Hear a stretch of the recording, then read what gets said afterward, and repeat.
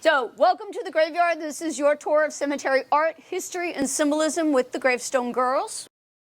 Gravestone Girls do a bunch of different things. So we give public presentations like these. We want to show you what these spaces are and what they mean on your back roads and main streets in town. We lead cemetery walking tours, so we get out in the field. And we also teach proper tombstone cleaning and gravestone rubbing processes.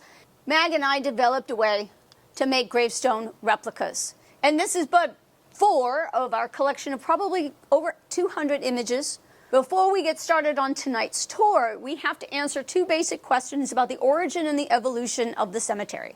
We have to answer the question of why we bury the dead and where do gravestones come from. We bury the dead because we're mortal, right? At the end of life, you've got to do something with the mortal remains. So, you dig a grave, you put the body in the grave, and very early on, that grave was covered with a pile of stones. So that's the origin of the word gravestone. And the idea of doing that is you mark that spot to show where you put somebody if you want to come back and memorialize, visit, remember. You do that so when it comes time to bury someone else, you're not disturbing the folks that are already there. You know where they are. And that pile of rocks also kept the wild animals from getting into that freshly turned earth and disturbing the occupant of that grave. The archaeological record, dating back 50,000 years and more, continuously shows at different points in time, different civilizations had belief systems that said there's something more after this. When this life is over, we go somewhere else. And we know that when archaeologists and anthropologists get in there and they start to excavate spaces, we find grave goods in with the occupant. This is very simple. There's my guy, there's a couple of bowls, some platters, things that were needed for some reason in the next world. They might have contained food, beads, oils. Maybe the vessels themselves were needed for preparing food or making offerings in the next world. But they're there for a reason to serve the occupant in the next world. These big pointy things, those are really just big old gravestones, right? They mark the spot where Pharaoh is buried, and they contain wonderful things that Pharaoh needs in the next world. I can talk about 50,000 years worth of history, no problem. We don't have that kind of time, so I'm going to get us right to the good stuff. We are going to take an evolutionary tour tonight through the 3 major eras of graveyard/cemetery, because there's a difference. We're going to take that tour. I'm going to drag you through about 400 years in the next hour and 20 minutes or so. And we're going to peek in, starting with the colonial burial grounds from first settlement in the 1600s through the 1700s. We're going to take a look in at the rural garden movement, the second period of the 19th century. And we're also going to take a peek into the cemeteries of the 20th and the 21st centuries. In preparation for this program, I came to town. I visited all of your cemeteries. I took pictures, and I used the majority of what you will see tonight in tonight's program. So a lot of local stuff. Rockland established 1874, from Abington in 1712, and from Bridgewater, established in 1656. This is a list of everything in your historic record. I got it from the book on the back table over there. It's called The Guide to Massachusetts Cemeteries. It's done by the head genealogist at the New England Historic Genealogical Society. There's no pictures in it. It's simply a list by town, and then within town, the names and at least approximate locations, if known, of the cemeteries from a historic record point of view. You may notice they're chronological in here for the most part, and I've noted where things are on private property, so I did not get to those. And you've got a lot. We don't tend to think that the dead were very mobile, but they very much were, even in the colonial period and through the 19th century. So you have a number of cemeteries and even this family tomb that have moved over time. When you look at my photos, the top line will tell you what we're looking at. So here we're looking at photos of the colonial landscape from the 1600s into the 1700s. This is Old Town here, and this is Beale. So the second line will tell you if it's from town, and if it's from Rockland, it will say the name of the cemetery. Know that when you're looking at these spaces, these old colonial burial grounds, they have absolutely changed over time. These spaces are typically located in the middle of town, the original center of town. As town grows and changes, this space gets impacted. We put in roads where there were no roads before, or we widen existing roads. We build structures, buildings around this space. Groundskeeping affects the layout of this space. Aesthetics, the way things look at different periods of time, affects this space. So know that what you're looking at has absolutely changed over time. And one of the ways you can tell that, and this is Old Town here and here. So what I've got is I took a couple of shots of the idea that what's still there is been set up in a pretty linear fashion, kind of like the rows of the chairs, the way they're set up today. The idea was all of those factors came into play to affect the way this space looks. And I included Beale in this because for an old cemetery in 1770, you don't have a lot of surviving stones. There's some on the periphery and what have you, but there's not much here. The same thing with Beale. Beale's got a bunch of stuff on either side, but there's a lot of open space. So also keep in mind, not only what you're looking at today has changed over time, it has also, we have had losses over time as well. Trees fall on them, the lawnmowers hit them, just general wear and tear and decay. You know, you spend 300 years outside, you're going to be a little worse for the wear too. So keep that in mind. And also something to keep in mind, early tombstones, if they had them at all, so first settlement through about the mid-1600s and into the 1670s before we really get organized, they might just be rough stones. They might just be, maybe they've got nothing on them, maybe they've got some letters, you know, some initials and some dates, usually pretty simple and pretty rough stones. I didn't find any here in town, but I recently did a program with Braintree, and they had some, and I know they're not a far away neighbor for you. So I want you to know what some things look like that maybe you don't have here in town. So gravestones have parts just like anything else. They've got a shoulder here. This one's actually broken. Up here, this lunette that contains the art is called the tympanum. And then I've got another shoulder here. Underneath the art, I've got biographical information. Names, dates, ages, relationships, the wife of somebody, the son of somebody. Other, maybe where they were from, where they died. Maybe if we're really lucky, how they died. So the biographical information is next. The majority of our colonial tombstones in the Massachusetts area are slate. And also, if you get out to the western part of Massachusetts, I would say a little bit west of Worcester, out into the Brookfields, and you keep going west to the end of the state and south into Connecticut, locally available material is likely to be sandstone. They're going to get material that's close by.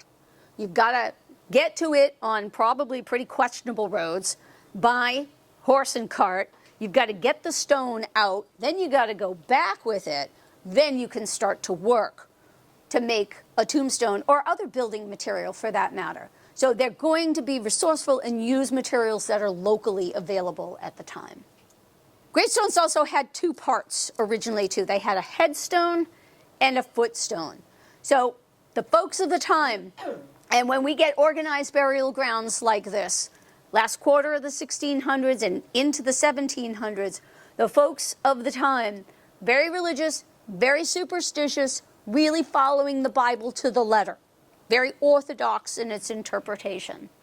So even the way you're buried in the ground is important to get off to the next world.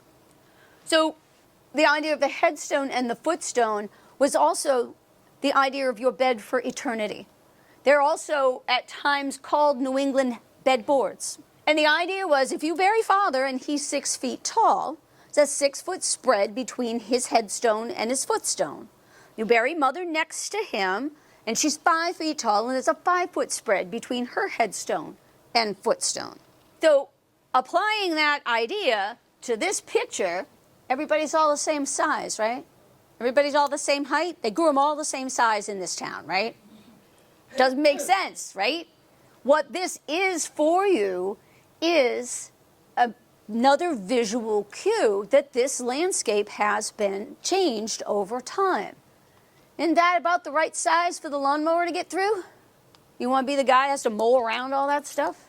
So you have some survivors. This is Old Town. You've got some other survivors as well. There's a headstone there and a footstone there. The footstone's going to have something in common with the headstone. So if the headstone has my name on it, Brenda P. Sullivan, then the footstone behind it is, if it's in the right place, going to have my name or my initials, something that tied the two of them together. This is a footstone from, I think this is Spring Street, and it's even got a little bit of art on it. Sometimes they do, and it's just got a name. So if the big one and the little one behind it don't match up, it's yet another cue to you that this space has changed over time. And like I said, even the way you're buried in the ground at the time is important. So it was called, the term is east-west axis orientation, and it's just a fancy way to say how you're set up and how you're set up in the grave and where the grave is oriented. So this is in Old Town. I went to Old Town late in the afternoon so I could get the sun on the faces of the stones so I could take good pictures. So what we're looking at is west is over here. This is the back side of these stones. The writing is facing west. The body is here, behind the headstone. And the idea was, remember, religious superstitions following the Bible to the letter. The idea was, on Judgment Day, the Archangel Gabriel is going to come from the east, and he's going to sound his trumpet, the call of Judgment Day, the call to resurrection, and all the dead are going to sit up in their graves facing east to meet their Maker. It's an important call. You don't want to miss this call. You did not spend all your time just trying to survive in this world and do good work to be rewarded upon Judgment Day, only to be put in the ground the wrong way and maybe not hear the sound of the trumpet, or maybe hear the sound of the trumpet and sit up and go, where is everybody? Very, very literal in their interpretation. This world was hard. You had to spend every day just trying to survive. Colonial gravestone symbols are Christian-based iconography and ideology. This is all about, the images we see on the stones are all about the care and feeding of the immortal soul. Every day was a trial, every day was a test, every day was about just trying to make it through. Stay fed, stay healthy, stay warm, stay dry. Don't die in childbirth, don't get run over by your horse, all of those things.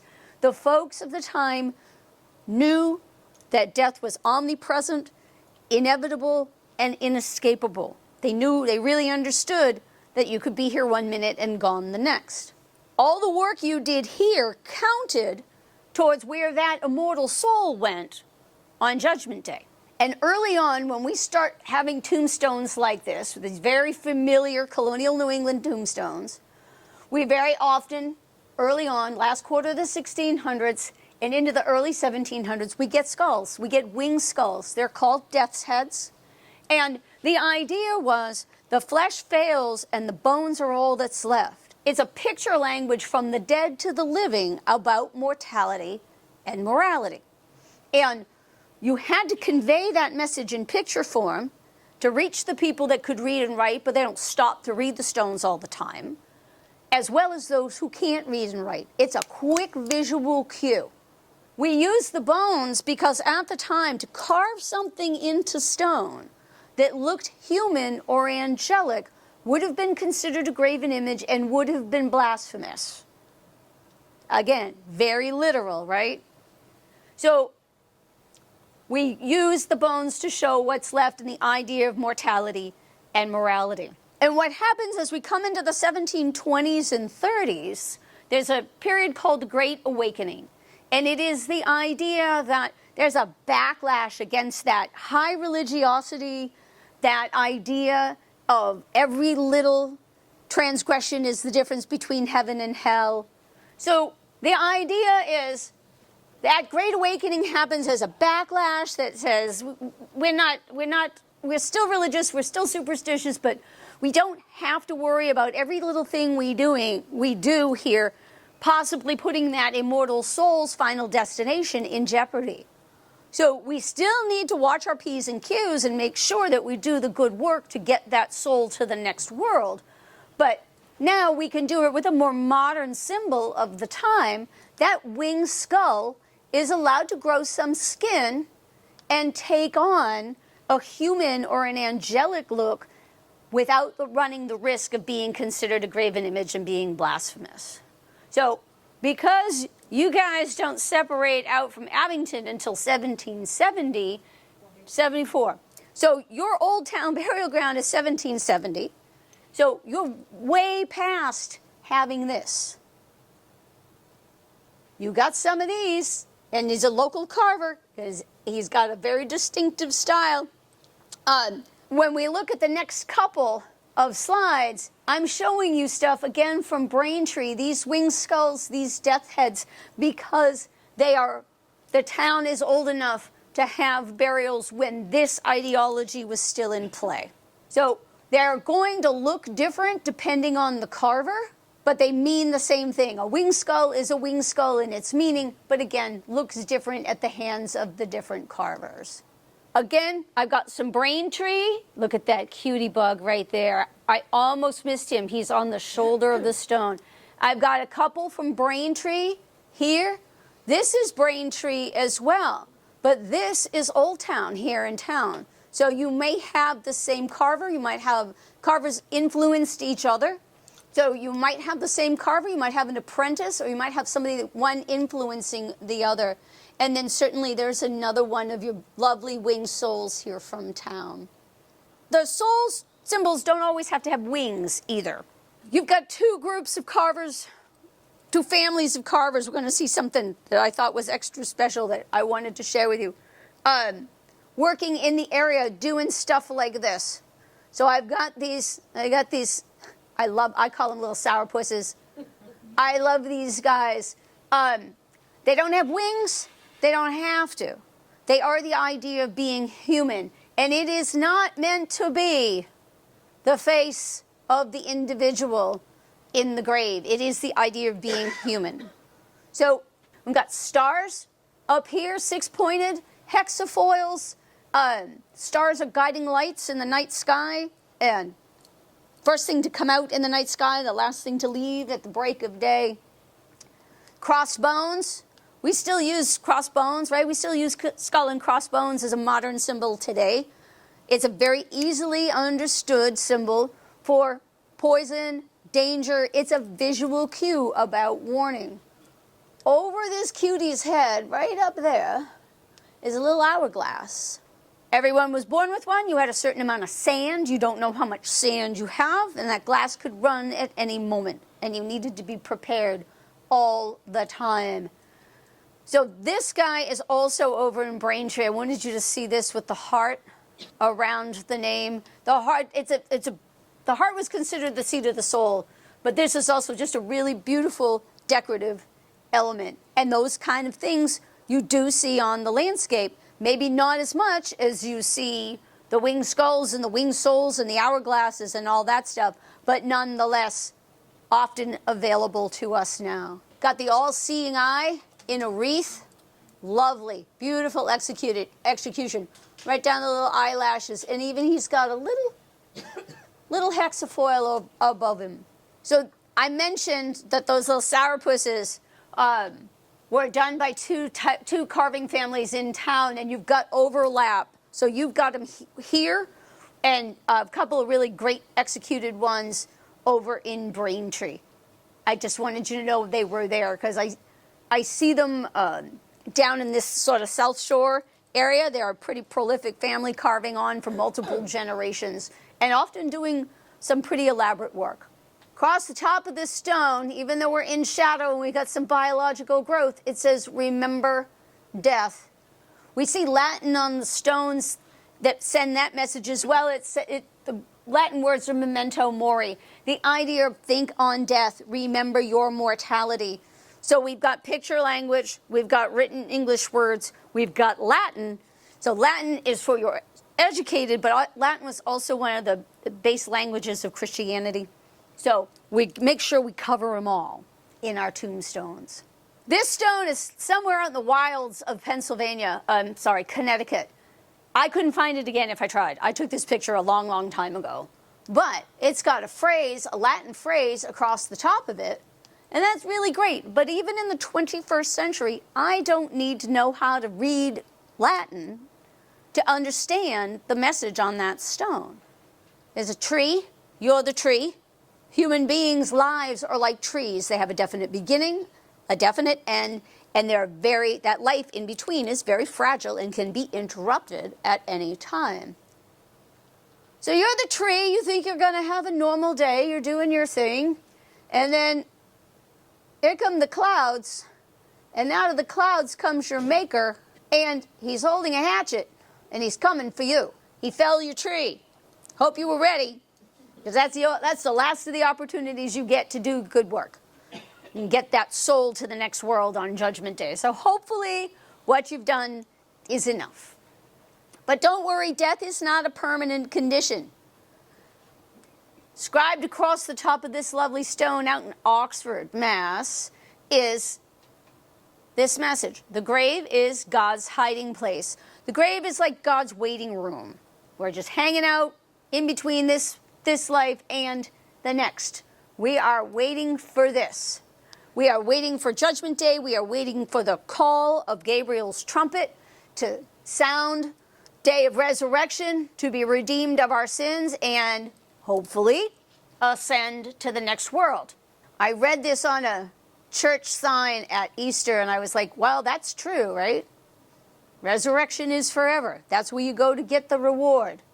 Or you go somewhere that's really toasty. Don't worry, though. Keep reading. All is not lost. This says, all must submit to the King of Terrors. And there he is. That's death, it's mortality. And death was known as the king of all terrors, and all must submit. Because, as some famous rock star in the 20th century said, nobody gets out of here alive. Well, they knew that 300, almost 400 years ago. But if we keep reading, we find through Christ we conquer, rise, and reign forever. The promise that there is something more after this. As we come to the end of the 1700s, there's a lot of stuff going on. We have a revolution. We say to the king, it's been great, we got to go. And the founding fathers are coming together to talk about who are we as this new nation, what do we stand for? So they look at the ancient civilizations of the Greeks and the Romans, who were the founders of the concepts of democracy and the republic, the idea of the people governing themselves. And while the founding fathers are doing all this pontificating over here, there is real-time archaeology going on in places like Greece and Italy. Even the far reaches of the Roman outposts across the continent of Europe are under excavation, and these ancient civilizations are coming to light for the first time. So places like Pompeii hadn't seen the light of day since the volcano went off that spring day in 79 AD. Napoleon is in Egypt, recording what's coming out of the ground there. And for the land of the living, this sparks of great interest in these ancient civilizations. So those ancient civilizations are the classical ones. When we adopt it in a modern context, it becomes neoclassicism, so new classicism. And at this time, as we're coming through the close of the 1700s, all of these ancient objects coming out of the ground influence the people of the time. And it influences in the land of the living. It influences our architecture, our furniture, our dress. Have you looked at the front of your library? Neoclassical, right? Capitals and columns. And so very much affects the land of the living. Also affects the land of the dead. And one of the big things that comes out of that new classicism is the urn. So these artifacts are coming out of the ground in these excavations. They're cinerary urns. So cremation is a process that's been practiced for thousands of years, and certainly something that you need a vessel for, right? So that vessel becomes the idea of passing from one world to the next. And it gets adopted in the land of the dead and becomes a very prominent symbol on tombstones as we move into the 1800s. Trees, we got a specific tree here. That becomes another popular symbol. It's a weeping willow. So by virtue of its name and the way it looks, it is a perfect symbol, modern symbol of the time, for sorrow and mourning. And again, that idea about human lives being like trees. And even when you look closely, you've got some severed branches, the idea of that interruption of life. So I've got urns by themselves, I've got willows by themselves, and they become a dominant symbol on the landscape both alone and together. So here's my willow here, here's this lovely urn. It's hard to see, but it even has her initials on it. Debbie D. Beale, DDS, right there on the urn in beautiful script. The idea about mortality. And with the trees, I found two really good ones. This is slate, and this one is marble. And we'll talk about the geology for just a sec with the example in slate here. So Debbie's stone has broken. And slate is sediment that builds up in layers, and then the forces of the earth push those layers together, and they create a very weather-resistant stone that's still easily managed with hammer and chisel.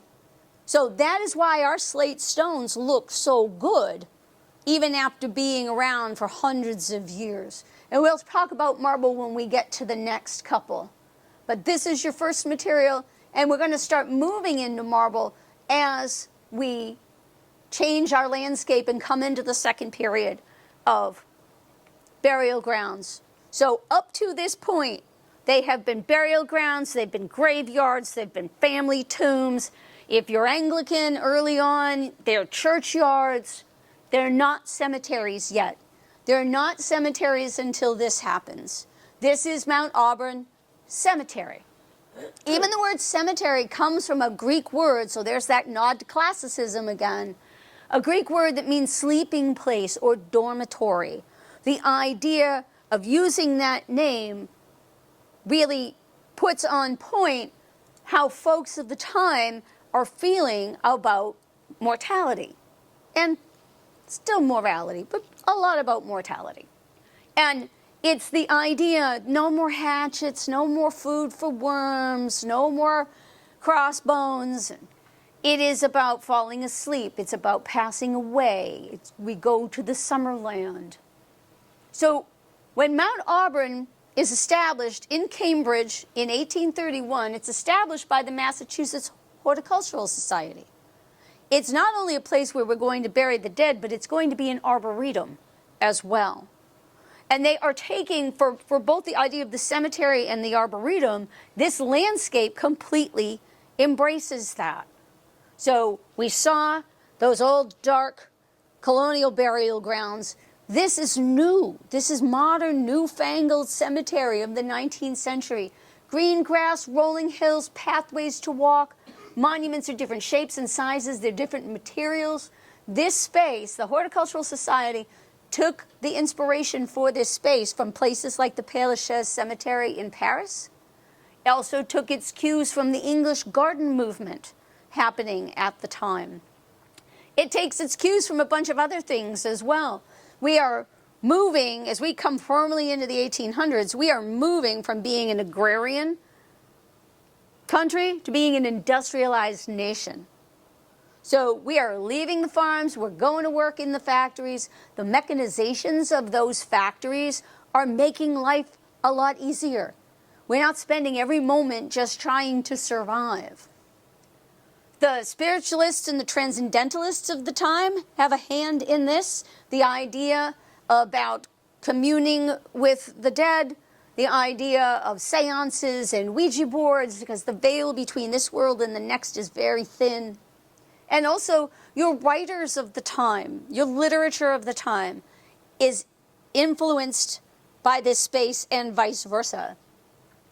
The idea of the Hawthornes and Thoreaus and Byron writing about nature, communing with nature. Thoreau is literally writing about preserving nature. All of those things come together to become the modern cemetery of the time. When Mount Auburn opens, it is a tourist attraction, just like it is nowadays, because it's open green space. It's the idea of a public park.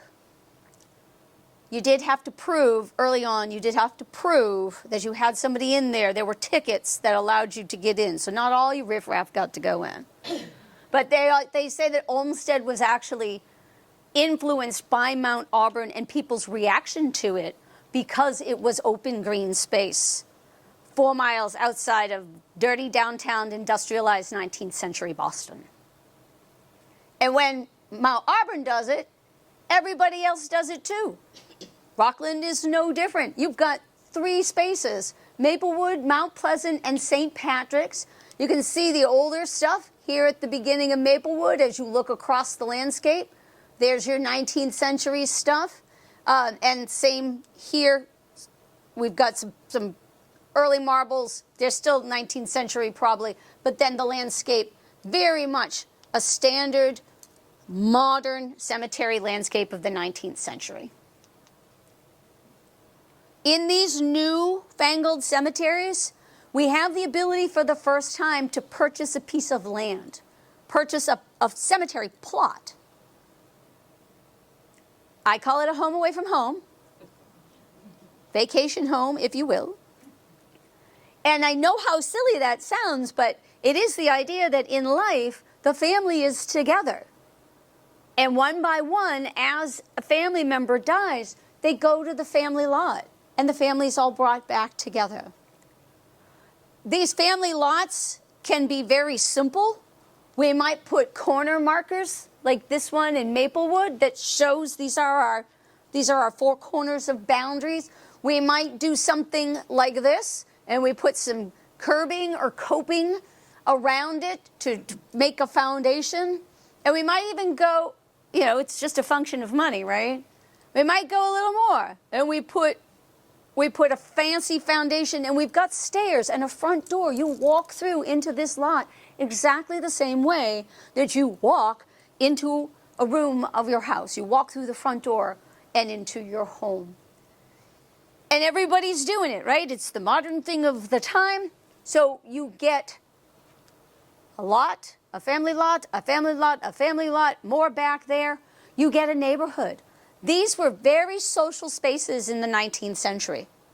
They came here to visit the dead, to commune with nature. They're packing picnics. They are visiting with the living neighbors because everybody's in here tending to the lots, doing that memento mori thing, and getting out and enjoying the outdoors, the open green space. I wanted you to know about these because I found them here in town, both at Maplewood up there and Mount Pleasant down here. These are tombs. They're called hill tombs because they're a tomb built into a hill. If you're a Gravestone girl, your vocabulary is very difficult. So what it is, you've got this facade here, with a door. Underneath the earth in both cases is either going to be a brick barrel vault. This one is definitely a barrel. That looks like it is as well. It's either going to be a square or typically they're rounded, hence the idea hill tomb. A brick or stone barrel vault. So if we could get through the door of either of these, you would, I love this one, because you make the approach and you probably walk down some stairs here. The door has been sealed up, but you probably got to the door and went down a few more stairs and you walk right into the chamber the same way you walked in the door to get into this room. The burials, the caskets, the coffins are inside the structure. They're not buried. They are stacked on each other. They are safe inside. Families would be very active in these spaces. They'd come and check and make sure nothing's leaking. And by leaking, I mean the tomb isn't leaking. Or do any maintenance that needed to be done. And certainly, it was quite customary for families to share these spaces with other families. If you have a need, someone dies, and in the winter you can't dig a grave in your family lot, or your tomb isn't finished yet, do you need some space? Yeah, sure, you can hang out here. You can use ours for a while, it's fine. So there's very active spaces. There's two other things. So this has all been stoned up.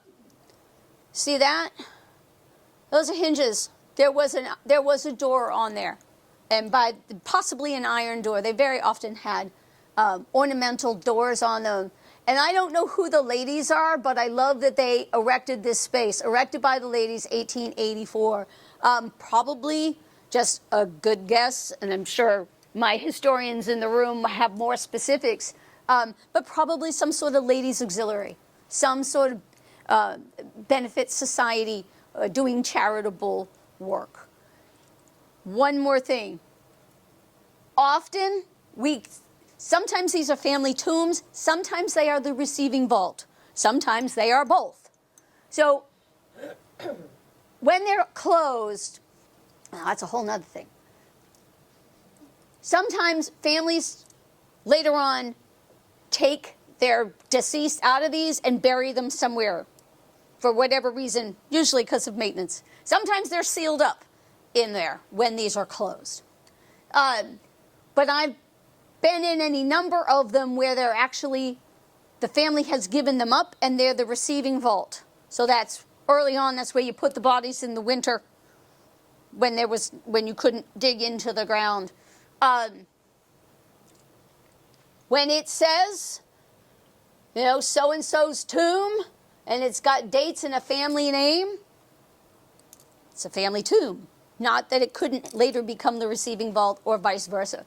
Sometimes when there's nothing up here on the top to tell us that it belongs to a family, it's hard to tell whether it started life as a receiving vault or at one point might have been a family tomb. So you can look at these spaces on the landscape and not always be able to tell whether they're owned by a family or they're used as the receiving vault for the cemetery. Much softer symbols. And no loss for how many I was able to find here around town. I've got a dove. He's heading down. He's even got, it's either a flower or perhaps an olive branch in his mouth, but doves are typically symbolic of the Holy Spirit. I've got the lamb and the cross. Lambs, the innocence of God, also often used for young children, the Lamb of God, and without sin and pure, and certainly the cross as a show of our faith. We get some good nods to nature here. There's my tree, and it's a particular tree, right? It's an acorn tree. And sometimes, as we see, we've got an empty cap here, and the idea of the acorn falling. Typically, oak trees, and this kind of symbolism, typically for men in the 19th century. They're the mighty oak. of the family, and the idea that there is offspring, that even though that tree is gone, that life or that family will continue. Ivy, often used for women, mothers in particular, very, very protective and very prolific. Wheat, the idea of the harvest, the end of life, and the harvest at the end of the life. I've got a little bit of ivy in here, and that's for Marcia. Mr. Reed, we're going to see him, but it's easy to correlate symbols with gender at some points. Lily of the Valley is a symbol of resurrection and rebirth. It's a spring flower coming out of the winter. So it's the idea of renewal and rebirth. And here I have what looks like what might be a lily. Lily's symbolic often for Mary, the Holy Mother. But remember, all of this, particularly the floral stuff, there was a whole language of flowers in the 19th century. So you may have religious context to it, or you may have the idea of nature and trees and flowers and that kind. And certainly, right down here, perpetual care. The idea that this will always be tended, they will not be forgotten. This is a good time to talk about marble. So marble is made by all the little sea beasties that die over hundreds of millions of years, fall to the bottom of the ocean and get compacted together. They make limestone and they make marble. The difference between limestone and marble is really just density. It's calcium carbonate. It gets chosen as the tombstone material of the New Cemetery movement in the 19th century because it's available from farther distances. So we've got railroads, we've got waterways.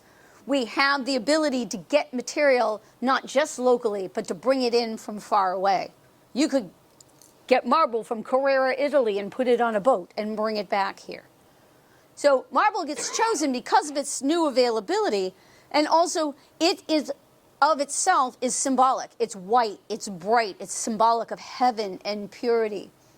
The problem with marble is it's very porous, so it absorbs pollutants in the air. There's a chemical reaction that happens because of the acids in the atmosphere that causes them to discolor. And they're also very granular, so they're very susceptible to wind and water erosion. So that's why I can't really tell you what's in the dove's beak. And if you didn't really know you'd be looking for a dove, you might not even know what that is. At one point that wreath was very defined with its stalks and its husks. Once upon a time, this was white. They were all white. So use your 19th century eyes when you go into these spaces and picture what these looked like on the landscape when they were all brand new and white and bright on the landscape. More flowers, particular flowers in this case, or the idea of the bloom. So the flower, the life that starts as a bud, the bud that blooms, and then the bloom that fades. And also the idea of the bend in the stem, the idea of that interruption of life. Again, hard to see because of the erosion, plus this is man down. He's flat on the ground, so all the elements are all over the face of this stone. It said something up here at one point, but what I really want you to see is the little buds here, and I've got them singularly here for Freddie and little Cliffy over there. The idea, these unopened flowers are very often used for small children. Childhood mortality very high right through the end of the 1800s. So it's the idea of the flower that started, but the bud that never bloomed and the life that never got to be fully realized.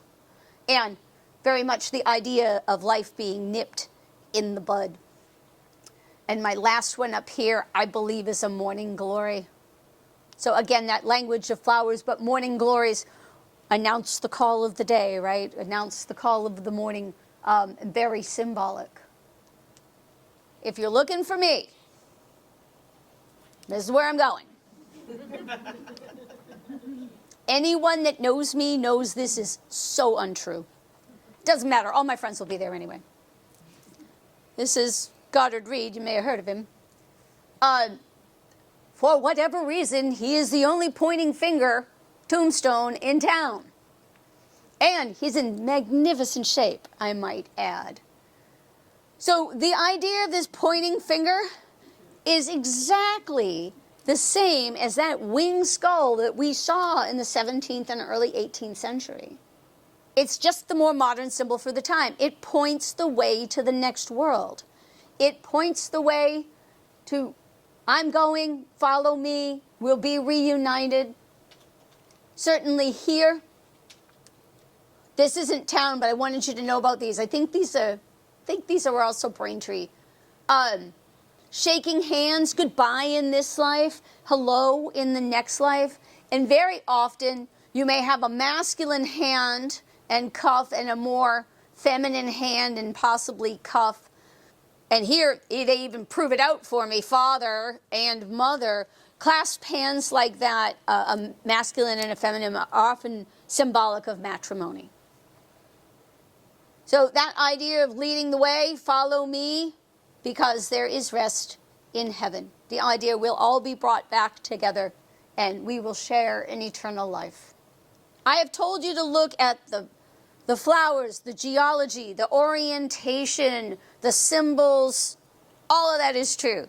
I also want you to remember to look down. A maker's mark. So this is 19th century.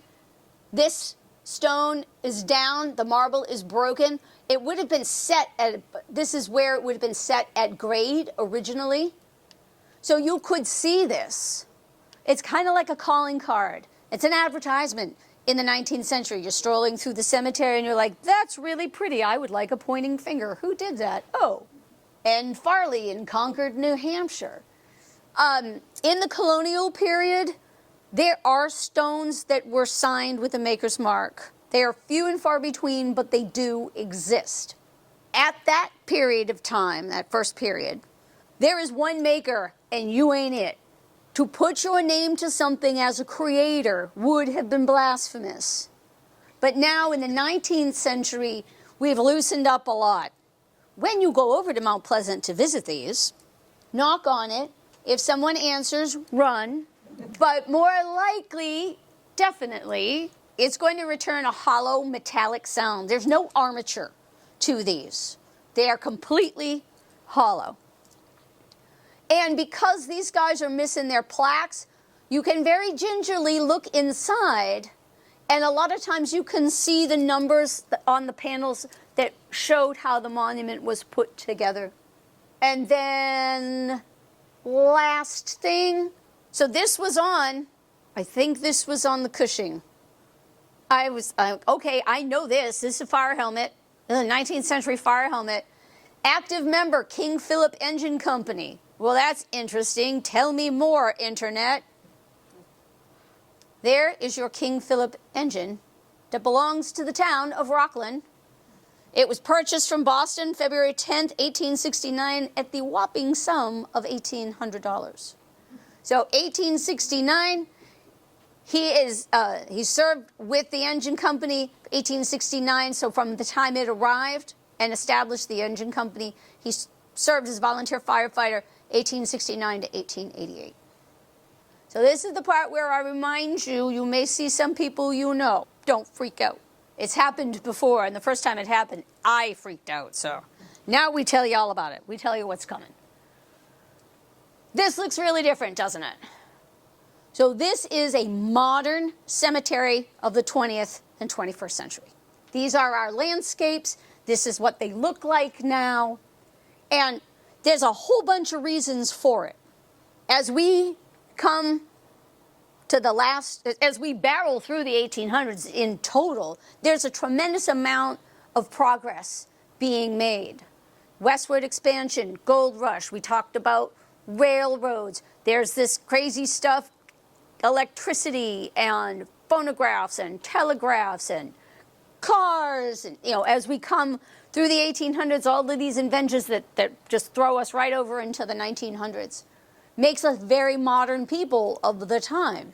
A couple of things that happen. From the Civil War, we start embalming, and that carries on after the war. We start embalming at home. We start embalming in civilian life.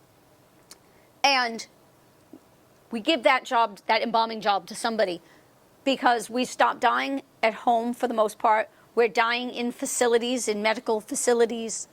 We're no longer dying at home where we've been sick, we die at home, we're with the family, the wake is in the house, the funeral is possibly in the house, the family escorts the body to the burial area. We give that job to the undertaker, to the funeral director.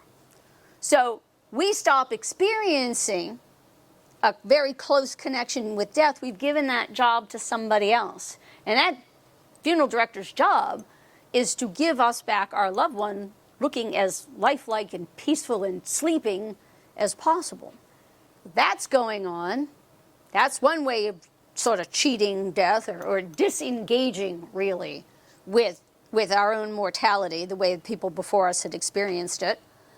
And also, medicine moves just as fast as all of those other inventions and more that I mentioned.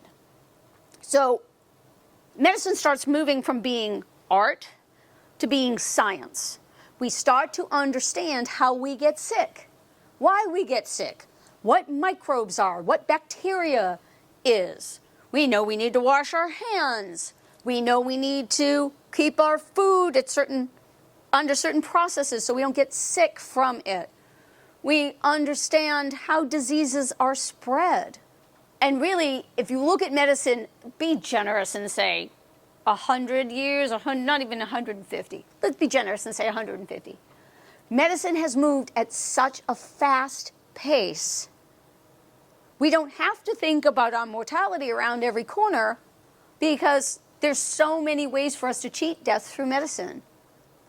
You get a cut, it's not going to kill you. You're not going to get gangrene or blood poisoning. You put an antibiotic on it and a Band-Aid and you're good to go. I used to say, you need a kidney? Through modern medicine, I can give you one. Now I'm starting to say, you need a kidney? Hang on, they'll print you one. It isn't far away, right? So, I don't know if y'all keep up with the news, but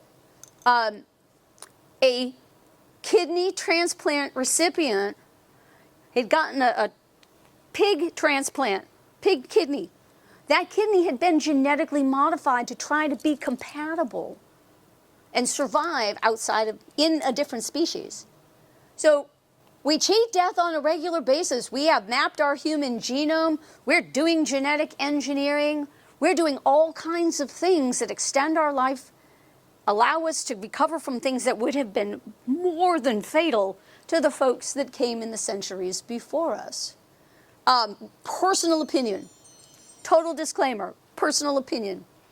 I think part of the reason why we had the reaction to the pandemic that we did was because for the first time in 100 years, since the influenza pandemic of 1918, we didn't have medicine to take care of this. And we were very much staring down our own mortality. But look, 18 months later, science gave us something to combat that with. That science moves so quickly. All of that comes together to make us modern people and how we affect change in this space. So Queen Victoria dies in 1901. She's been on the throne since 1850. She has set the stage for all things Victorian, including mourning and death, and that is where we get these big, fancy, ornate, Victorian-style cemeteries, particularly, and with their monuments, particularly as we really come to the last quarter of the 1800s. Very ornamental, very busy, very sentimental, very, very frenetic. And once she's gone in 1901, within the next decade or so, there's an aesthetic movement, and there's also an arts and crafts movement that comes to us from England. And it is the desire to simplify. So in the land of the living, we simplify our architecture, our furniture, our forms of dress. And in the land of the dead, we do the same. We simplify this landscape. We want to return the cemetery landscape to be more pastoral, to be more easy on the eye, not to be so busy and eclectic and really emotional and like I said, frenetic. So we want to reclaim this space as well. Landscaping is going to affect this space as we come into the 20th century. We have a certain amount of manpower and a certain amount of resources to care for this space. Have to make the most of it.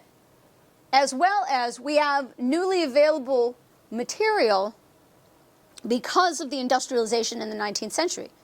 We've got pneumatic tools, steam-powered tools, water-powered tools to be able to get this material out of the ground. This is granite. Granite is created at the molten core of the earth. It's very hard material.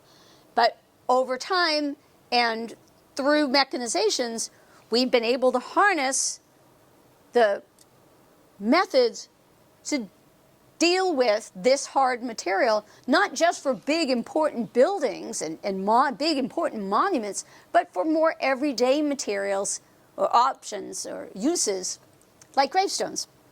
I can't walk through the gates, couldn't walk through the gates of these modern cemeteries and meet people the way I could if I went into a colonial or a 19th century burial ground or cemetery. There wasn't a lot of information on the stones to tell me about the individuals and the family and even society at a larger scale at particular points in time. Because the stones very often had a family name on the front, the surname on the front, and names on the back, and maybe a birth year and a death year, and that's it. And what I have found, and I kind of peg the 80s for this, we as modern people decided to take that narrative back. And we wanted to talk about who we were in these spaces. Who were we when we were here? So now I can meet people. I can see your faces. This is called a photoceramic. These three, actually, are called photoceramics. This one and this one, amongst others, this one also. These are etchings. So photoceramics are photos on ceramic. It's difficult vocabulary, remember? So do y'all remember film cameras? Right? You don't have to admit it, but I all know you know film cameras. So you took that film to say, my favorite place on the planet, photomat, and they developed the photos through an emulsion process. This is the same thing. There's an emulsion process that happens to put the photo on the ceramic, and then that photoceramic is attached to the stone. These etchings are done on black granite. It becomes a very popular material in the 1980s and really lends itself to having pictures put on them. So these are etched. So very talented people with diamond-tipped tools are etching images into the stones. So I can see your faces. You know, this one, she died in like 1932, and such a fabulous photo. I love the way she's looking at him. You know, you gotta, I tell myself stories all the time, right? You gotta think that this was probably like the first time they met, or first date, or an early date. You can see what he did at the time. He was in the service. This looks like an anniversary picture to me, or perhaps a wedding, you know, the parents at a wedding. So I can see who you were. I can see what you did as well. I can see that we served our country in multiple wars. I can see we served the community in fire, in police. I can see we served the community through fraternal and benevolent societies and organizations. That's the Freemasons. I can see I was a little between this on both of these. Do I put these on the who we were or what we enjoyed page? The what we enjoyed is the next page. You know, these may have either been professions or they might have been hobbies, but they tell us about who we were and what we did. You know, lobster traps. I can't tell what kind of boat that is, but I know those are lobster traps. So I can see what you did with yourselves while you were here and who you were. I can also see what we enjoyed while we were here. So people are doing this to their stones before they go, which I think is the smartest thing to do. Or the family, when it comes time to choose a stone, they want to say who the people were and what did we do with ourselves while we were here. Somebody played the accordion. I love that. I don't think I've seen an accordion before, right? We enjoyed scouting. We enjoyed reading. Maybe even this was a writer or a teacher. We sailed. We enjoyed the outdoors. I can promise you I howled in the cemetery when I saw that. I see your pets. I see your pets a lot. Our pets are just as much a part of the family as modern people than any other two-legged member of the family. You got a lot of sports enthusiasts in Rockland. These are just two, the Celtics and that's the Red Sox. It shows you what I know about sports, right?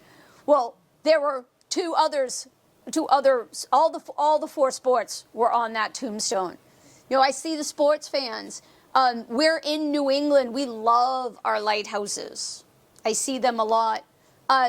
And covered bridges. I thought that was interesting. I don't see those very much, but it reminded me of my grandmother. My grandmother traveled on the road a lot with my grandfather, and her goal was to visit and document every covered bridge in the country. I have quite a collection. So it made a good memory.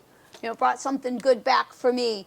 And, you know, if eternity is a walk on a moonlit beach with a tiki bar, I'm in.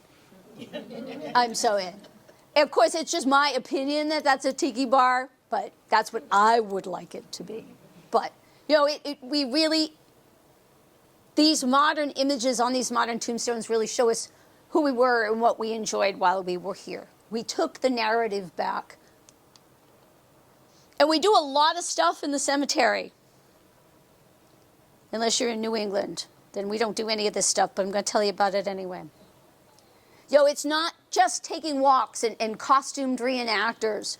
There are all kinds of things going on in these spaces. Beekeeping, good for the bees, good for the flowers, good for the landscape. And I can promise you that any honey that is produced by cemetery bees is sold long before it ever leaves the hive. Everybody wants the cemetery honey. Gardening club. Open these spaces to the community. Ask the members of the community that like to garden come in and help you beautify these spaces. This is the one that makes everybody shudder, at least in New England. Dog park. The cemetery as dog park. Are y'all dead yet from that idea? Stay with me. I will use the cemetery, Congressional Cemetery in Washington, D.C. They've run a dog park in the cemetery for more than 20 years. You become a member, you pay a decent annual fee for each of your pets, and you can use the cemetery not only to bring your dog, but to let your dog run off-leash and enjoy the open green grass that is the cemetery.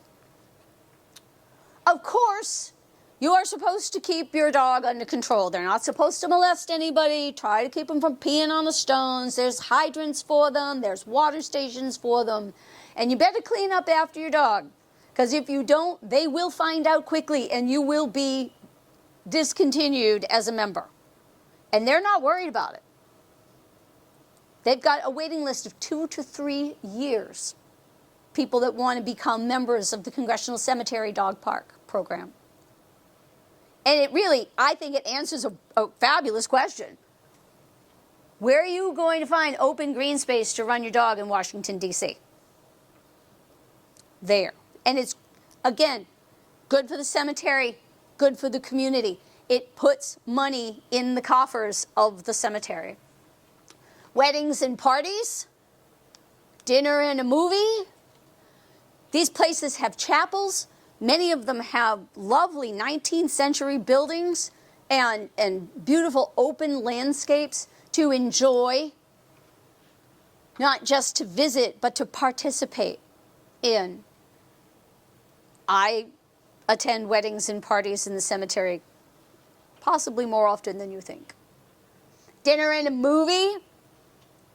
Bring your picnic basket. Watch a movie. Hollywood Forever Cemetery in Los Angeles, about 40 acres. They've been running movies monthly for years. Everybody pays to come in.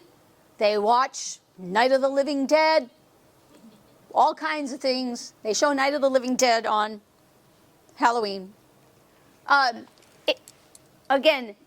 It invites the community in and it puts money in the coffers. Yoga, you think of anything place more peaceful to do yoga than outdoors in the cemetery?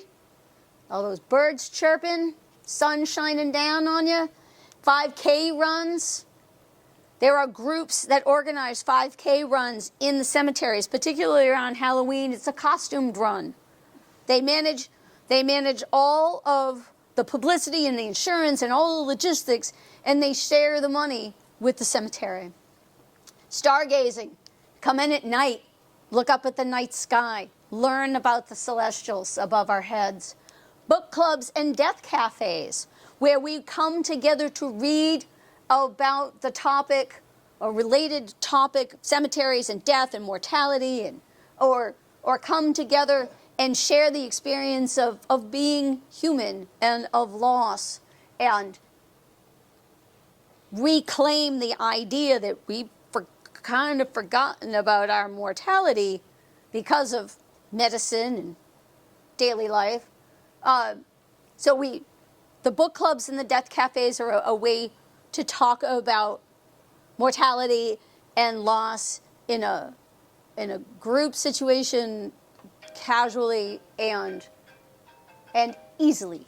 But it's a way of bringing the conversation to the table and putting it back in our own narrative. Our lives aren't linear, they're a circle. This is me hawking my Gravestone Girls wares. Where? Do you see all those monuments behind me? I'm in a cemetery. I'm in Laurel Hill Cemetery in Philadelphia. Founded in the 1840s, I believe, 1838, 1842, something like that. And it is a fantastic garden, Victorian garden cemetery. And they have a market, an art market, the Market of the Macabre, once a year. It's in September, where they have art folks like me, like Gravestone Girls, potters, jewelry makers, illustrators, vintage purveyors. They got about 60 or 70 vendors that they set us up all around one part of the cemetery so that everybody can walk and shop with us. But they're there to do more than that. They can do visitors can do all kinds of things while they're there. This market is one day a year from 12 to 5. They get almost 3,000 people through the gate at $5 to $10 a head. Do the math. The vendors paid to be there. The food people paid to be there. They get donations. They have a gift shop. People are shopping in their gift shop. They're getting membership to the Friends group. All that money goes right back into the cemetery. It goes for groundskeeping, monument cleaning and restoration, and more public programming because they want to bring you in. They want to invite you into these spaces. None of this stuff happens in New England. Try as I might, and other people I know try as they might, it doesn't happen. We're just as puritanical as we were when we got here 400 years ago. We can't understand this yet, but trust me, this is happening all over the rest of the country. Inviting the public in makes this space safer for the dead. If there are boots on the ground and always living activity, it is safer for the monuments and the landscape and the people that are there permanently. Certainly we are modern people with our technology, mobile apps. We all have cell phones. I couldn't have gotten here tonight, nor could I have found all the cemeteries I worked with in town without my phone and my GPS and all of that. Cemeteries, again, have embraced technology, and they've done it for a while, to make mobile apps. You can't make it to the walking tour at 1 o'clock on Sunday afternoon in Pittsburgh? Well, no problem. Download the app. You can take the tour at your leisure.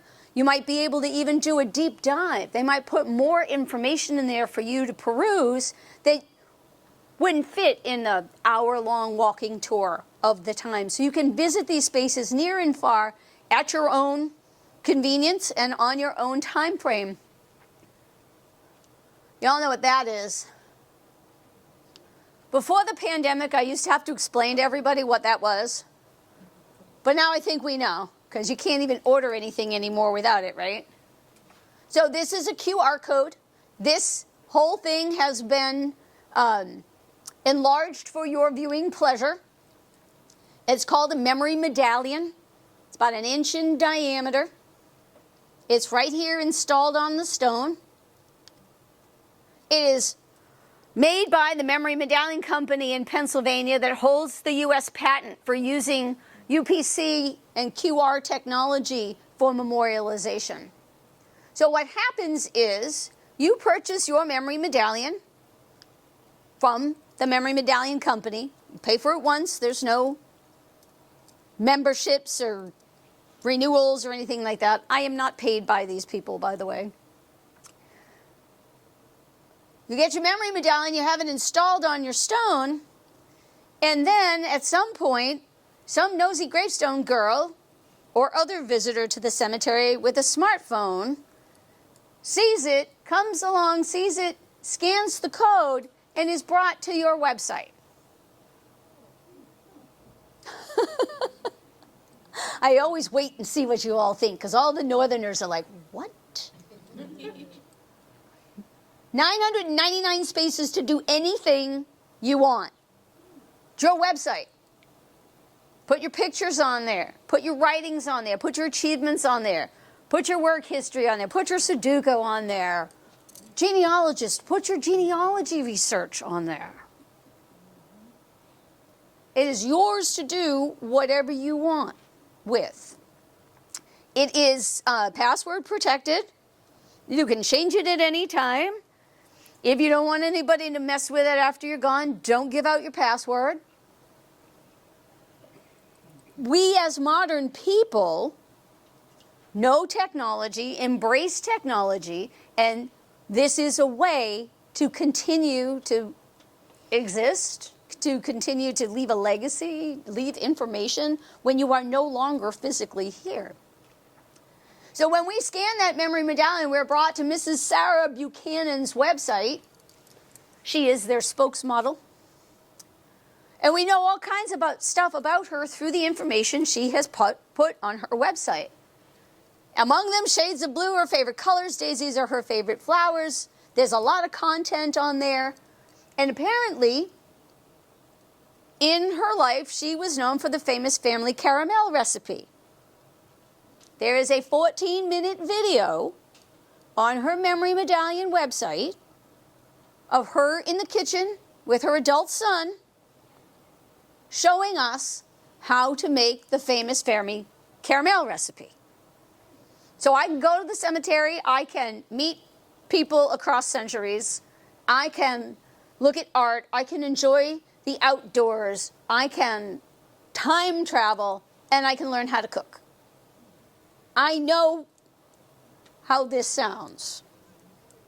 So, and I'm a lifelong Massachusetts resident. So I'm not just picking on the Northerners. I am a New Englander. I gave this presentation to the New England Cemetery Association at their annual conference one year. I've got 100 cemeterians in the room. And I was like, look, you guys are my test market. You're my research. By a show of hands, y'all tell me how many of you have memory medallions in your cemeteries? How many hands do you think I got? None. None. Just as puritanical as when we got here 400 years ago. But I can promise you that it happens outside of here, outside of New England. Memory medallions been around for probably 30 years or more. This is actually their second generation technology. So they know that we as modern people utilize technology in our lives, so why wouldn't we want the opportunity to use it after we're no longer here?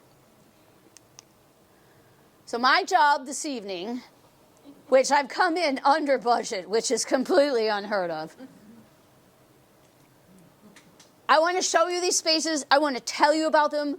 I want you to be emboldened to get out there and explore. They are living art museums. They're living history museums. They are time travel machines. They are almost a literal TARDIS. And they are a place for the living as much as a place for the deceased. They are valuable sources of information. They are educational. They're fun, and they're free. So we're losing daylight now, but we're not far from many of them here in town. If you haven't been out, or even if you have, I encourage you to get back out and explore. My thanks this evening to Janet and Pam, the Historical Society, the Cultural Council, everybody that made tonight's programming possible. I want to thank you all for filling the seats tonight. Remember to, if you don't have your little postcard about Gravestone Girls, take one with you. Shop the website. Follow us on social media. I've got a lot of road trips coming up. I got a lot of cemeteries that are going to find me roaming around, so I always try to get online and share them with you. So thank you so much for coming out tonight. I'll take any questions in an open forum for the next few minutes. We got to be out. Hard stop at 8 o'clock. So thank you.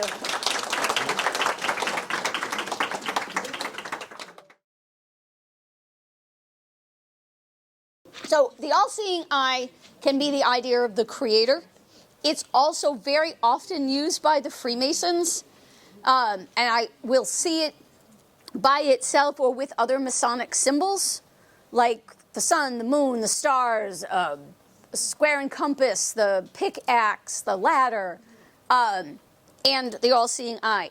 There were no other symbols on that stone other than the eye, so it might just be the idea of the creator with no nod to that member being, that person whose tombstone it is being a Freemason, or it might be. I have no other indication either way. So at a very general, it's the all-seeing eye of the creator, and still the all-seeing eye of the creator if the person was a Freemason. Sometimes it's sort of a nod to the, if you know kind of thing. Here's the eye, oh, there's a brother. I can go back and look at the photo to see if I even have a man there. If I do, I can lean more towards the idea of possibly him being a member of the Freemasons. If it's a woman, no, because they weren't allowed. So there you go. Anybody else? We're good? You're the best. Thank you so much. Drive safely. Get your raffle tickets behind home plate. I don't even like baseball, and I would do that. And don't forget about the plants outside. Have fun. Thanks, kids. Thank you.